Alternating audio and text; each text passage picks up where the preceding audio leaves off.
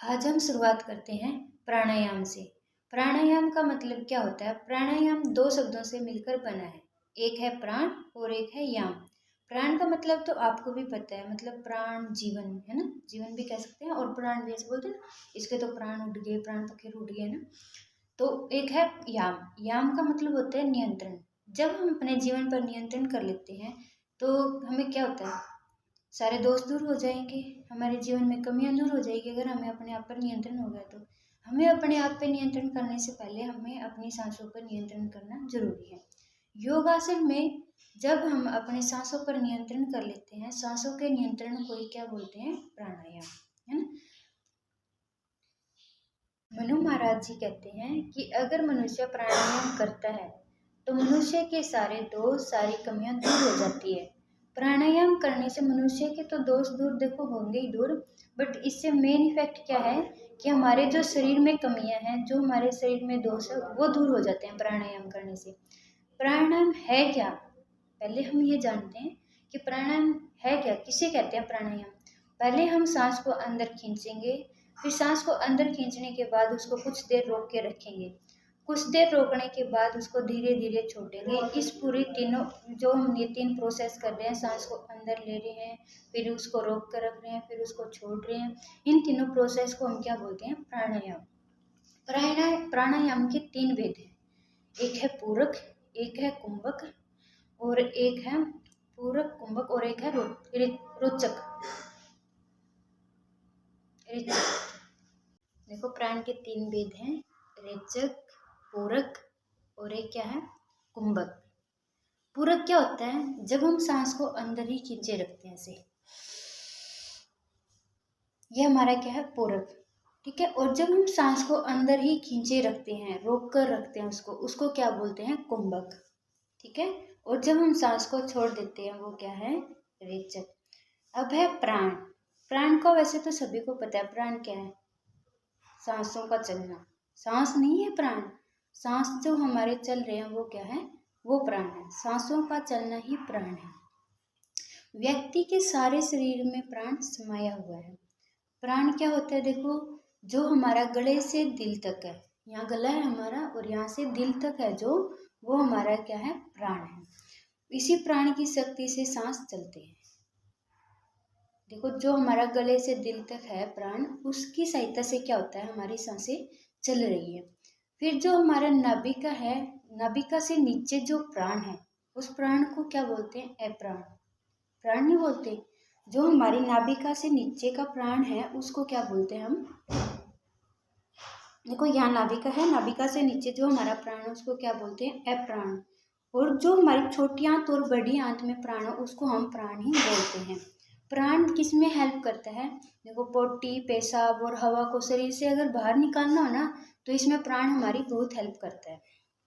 फिर है समान। दिल से नाभिका, जो देखो दिल है और यहाँ से यहाँ तक का जो हमारा प्राण है, इसको हम क्या बोलते हैं? समान। यहाँ से यहाँ तक जो प्राण रहता है उसको हम क्या बोलते हैं? समान। ये जो हमारा काम करता है, देखो यहाँ पे छोटी आंत, बड़ी आंत ये आ जाती है ना, दिल से नीचे नीचे। दिल से नीचे नीचे क्या होता है? हमारी छोटी आंत, बड़ी आंत होती है, उसमें भी प्राण ही होता है। उसी प्राण को क्या बोलते हैं? वहाँ जो रहने की क्रिया उसको क्या बोलते हैं? समान। और यह क्रिया किसके काम आती है? पाचन क्रिया में। जो हमारी पाचन क्रिया है उसको बढ़ाती है, उसकी शक्ति को बढ़ाती है। किसी को मान लो ये जैसे पाचन शक्ति कमजोर हो तो उसको क्या करना चाहिए? प्राणायाम ये करने चाहिए, उसकी पाचन शक्ति क्या है? फिर वृद्धि हो जाएगी उसमें। फिर है उदान। क्या है? उदान। गले से सिर तक, देखो ये है हमारा गला और ये सिर, यहाँ तक जो हमारा रहता है उसको क्या बोलते हैं? उदान। इसी प्राण है ना, जो यहाँ भी तो हमारे प्राण है, ये थोड़ी नहीं सिर्फ यहाँ प्राण है। जो हमारा गला है, गले से जो सिर तक के हमारे प्राण है उसको हम क्या बोलते हैं? उदान। कान, नाक, आँख, मस्तिष्क, इन सभी के काम है, जो इनमें क्या है? काम होता है, जो ये प्राणायाम के कारण ही होता है ना। आँख जो हमारी देखने का काम कर रही है, कान है जो हमारा सुनने का काम कर रही है, नाक से हम सांस ले रहे हैं, इन सभी के जो काम है वो किसकी वजह से होते हैं? उदान की वजह से। जो हम आँख देखने का काम कर रहे हैं, इन सभी में कौन हेल्प करता है? हमारी उदान। फिर है ध्यान। ध्यान क्या है? यह प्राण शरीर के सभी अंगों में होता है।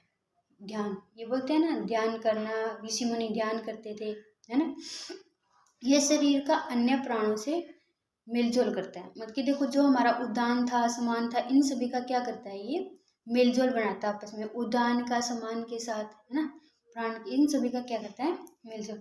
शरीर के हिलने डुलने का नियंत्रण करता है। जब हमारा शरीर ऐसे हिलता है, देखो शरीर हिला तो हमारा सिर भी हिला, और हमारा जो दिल से नाभिका तक का हिस्सा था वो भी हिला, है।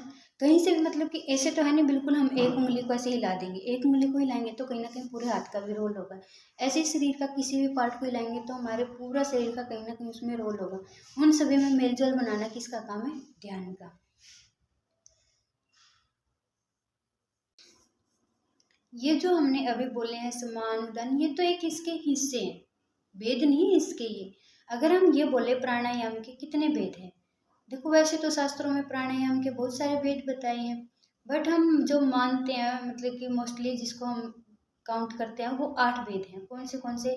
सूर्य वेदी, उजियई, शीतकारी, शीतली, भ्रमरी, मूर्छा और कपालभाति। ये हमारे 8 भेद हैं इसके। प्राणायाम श्वासों पर नियंत्रण रखने के लिए किया जाता है। इसी क्रिया से श्वास अंदर की ओर खींच कर रोक कर रखते हैं हम फिर, और कुछ समय बाद उसको छोड़ देते हैं। इस प्रकार धीरे धीरे हमारा क्या होगा, सांसों पर नियंत्रण होता है, और सांसों पर नियंत्रण करने का समय हम धीरे धीरे बढ़ाते हैं। ठीक है। और वैसे मतलब कि प्राणायाम है क्या, देखो अपनी दाहिनी नासिका को बंद करके रखना। देखो जैसे मान लो दाहिनी नाक को